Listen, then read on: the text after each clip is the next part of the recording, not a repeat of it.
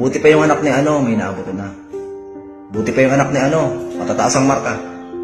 Buti pa yung anak ni ano, mayroon ng bahay at lupa.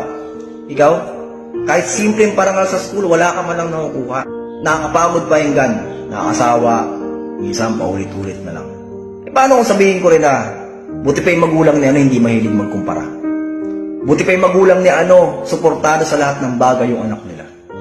Buti pa sila naiintindihan na hindi lahat ng tao magkakapareho ng kakayahan.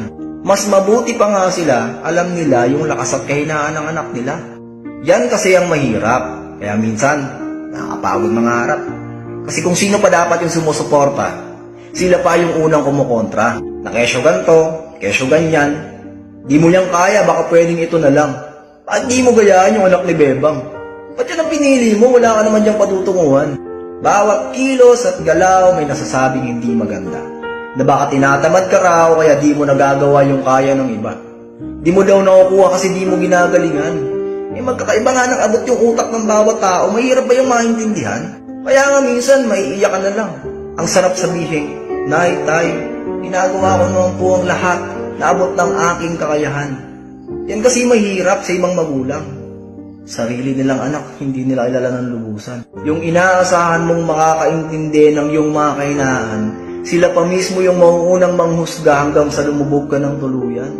Yung lugar na inaakala mong takbuhan pagkalaban ka ng lahat, ay siya ring lugar na magpapatunay na kahit anong gawin mo, hindi pa rin talaga sapat. Yung tahanan na dapat ay magsisilbi mong kanlungan, minsan naging lugar kung saan mas lumalala pa yung pagdurusa mong pinagdadaanan. Kaya minsan, mas maigi magkwento sa iba.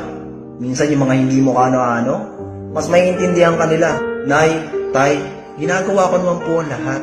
Sadyang may mga aspeto lang talaga ng buhay na medyo ako'y salat. Pero wag naman kayo mag-alala. Bumabawi naman ako sa iba.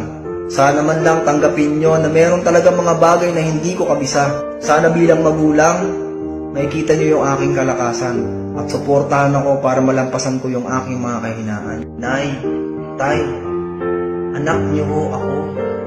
Baka naman pwedeng pagkaminsan ako naman, imbis ibang tao yung pinagmamayabang ninyo. Nay, Tay, tama na po ang kumpara. Sana naman din maisip nyo na may mga bagay din akong kayang gawin na hindi rin kayang gawin ng iba. At sana man lang maisip nyo na kahit anong mangyari, hindi ako pwedeng maging sila.